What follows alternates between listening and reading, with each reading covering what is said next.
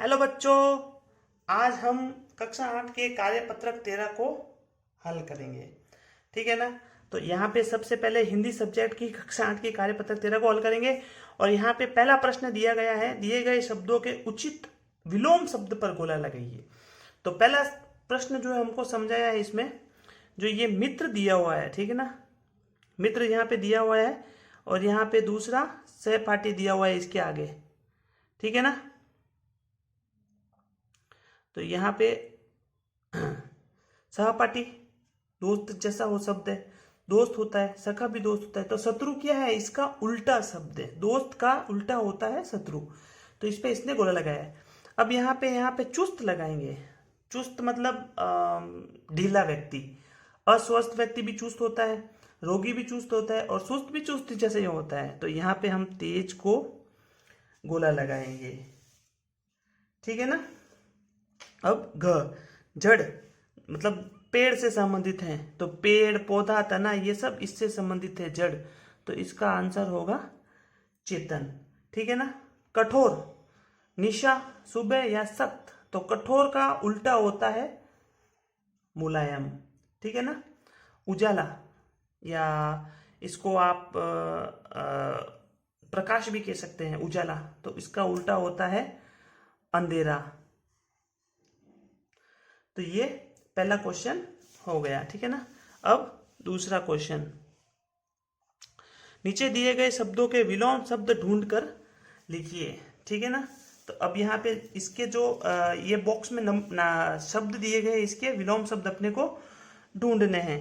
तो सबसे पहले है स्वर्ग, तो इसका होगा ये नरक। ठीक है ना। मोटा, तो इसका हो जाएगा, यहाँ पे पतला दिया होगा कहीं पे, सॉरी, सख्त, पुराना, दर्जन, बंद, दुर्भाग्य, ये पतला देखो। तो मोटा का उल्टा क्या हो जाएगा, पतला। नया का पुराना। ठीक है ना। खुला का बंद, ये यहाँ पे दिया हुआ है। सौभाग्य का दुर्भाग्य। ठीक है ना। आना का जाना। उदय का अस्त। अगर मान लो कोई आपको विलोम शब्द अगर नहीं पता होता है, तो पहले जो आपको पता है वो आंसर आप लिख दीजिए, ताकि पीछे बचा है तो आपको थोड़ा समझने में आसानी रहेगा कि हाँ भाई ये शब्द बचा है तो इसका ऐसा हो सकता है। तो आपके क्वेश्चन गलत होने के चांस बहुत कम हो जाएंगे। ठीक है ना। ये सजीव का, ये यहाँ पे निर्जीव। ठीक है ना। सजीव का निर्जीव, सज्जन का दुर्जन। ठीक है ना। दोष का, ठीक है ना, जैसे अभी आपको दोष का नहीं आ रहा है, तो नरम का, नरम का ये सख्त हो जाएगा। ठीक है ना।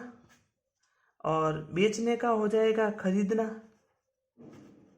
अब देखिए, जैसे मेरे को ये नहीं आ रहा था, ठीक है ना, तो अब देखो, खरीदना हो गया, सख्त हो गया, नरक हो गया, अस्त हो गया, पुराना हो गया, दुर्जन, बंद, दुर्भाग्य, निर्जीव हो गया। ठीक है ना। दोष का क्या बचा, निर्दोष बचा है खाली, तो इसका हो जाएगा निर्दोष। ठीक है ना। अब करेंगे अपन तीसरा क्वेश्चन। रेखांकित शब्दों के विलोम शब्द का प्रयोग कर रिक्त स्थान को भरिए और वाक्य को पूरा कीजिए। रात के बाद खाली जगह होना तय है, तो रात के बाद क्या होना तय है, सवेरा। खेल में किसी की हार होती है, तो किसी की क्या होती है, जीत। भाई कोई हारता है तो कोई जीतता है। खुशी आज अस्वस्थ है, तो कल स्वस्थ भी होगी। आज कक्षा में 30 छात्र उपस्थित थे, तो 4 छात्र अनुपस्थित भी थे। ठीक है ना। अब करते हैं कार्यपत्रक 14। नीचे दी गई जानकारी को ध्यान से पढ़िए और प्रश्न संख्या 1 से 5 तक के उत्तर दीजिए। पश्चिम राजस्थान में सूर्य मार्च महीने से ही आग उगलने लगता है। कौन से महीने में, मार्च महीने में। बाड़मेर में मंगलवार को लगातार तीसरे दिन भी पारा 41.3 डिग्री बना रहा। सर्दी में सर्वाधिक ठंडे रहने वाले स्थानों में से एक जोधपुर के फलोदी में कस्बे में भी पारा 40.5 डिग्री तक पहुंच गया। मारवाड़ क्षेत्र में लोगों ने कूलर चलाना शुरू कर दिया। वहीं मौसम विज्ञान के अनुसार क्षेत्र के अभी कुछ दिनों तक खंड खंड बारिश की संभावना है। इसके बाद प्री मानसून की शुरुआत होगी। तो ये अपने को एक अध्याय दिया हुआ है छोटा सा, ठीक है ना। अब क्वेश्चन करते हैं। पहला, पश्चिम राजस्थान में कौन आग उगलने लगता है? तो पश्चिम राजस्थान में सूरज आग उगलने लगता है। यहाँ पे लिखा हुआ ना, चंद्रमा नहीं, तारे नहीं, फूल नहीं और सूरज। उपयुक्त गद्यांश में अनुसार फलोदी कस्बे का पारा कितना है? तो फलोदी कस्बे का पारा 40.5 डिग्री। तो इसका आंसर हो जाएगा 40.5 डिग्री। अब तीसरा क्वेश्चन, ठीक है ना। गद्यांश में किस क्षेत्र के लोगों ने कूलर चलाना शुरू कर दिया? तो मारवाड़ क्षेत्र के लोगों ने कूलर चलाना शुरू कर दिया है, ठीक है ना। तो यहाँ पे उत्तर हो जाएगा मारवाड़, ठीक है ना।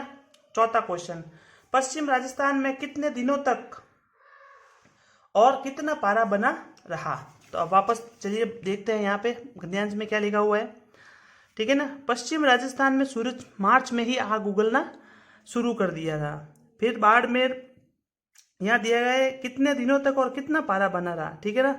ये मार्च में ही आग उगलने लग गया। बाड़मेर में मंगलवार को लगातार तीसरे दिन भी पारा 41.3 डिग्री रहा और जोधपुर के फलोदी कस्बे में भी पारा 40.5 डिग्री तक पहुंच गया। तो इसका उत्तर लिखते हैं। तो सबसे पहले तो ये पूरा लाइन ऊपर वाला लिखना ही है। पश्चिम राजस्थान में सूरज मार्च में ही आग उगलने लग गया, ठीक है ना। और उसके बाद बाड़मेर में भी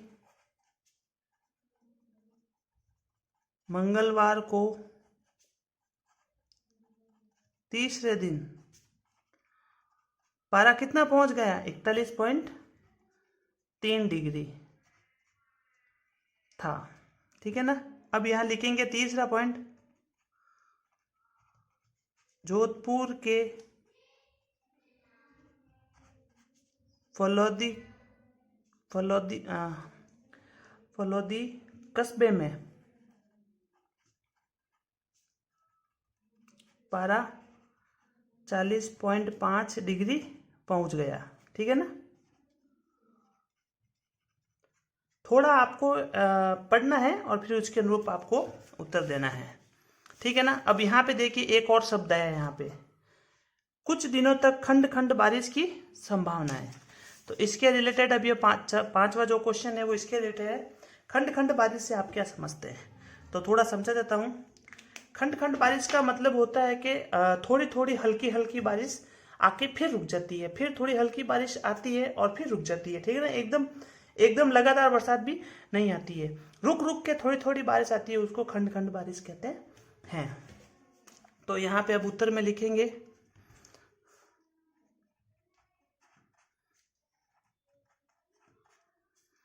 थोड़ी थोड़ी देर से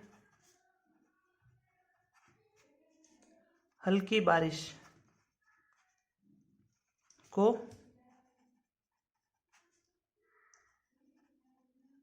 खंड खंड बारिश कहते हैं, ठीक है ना।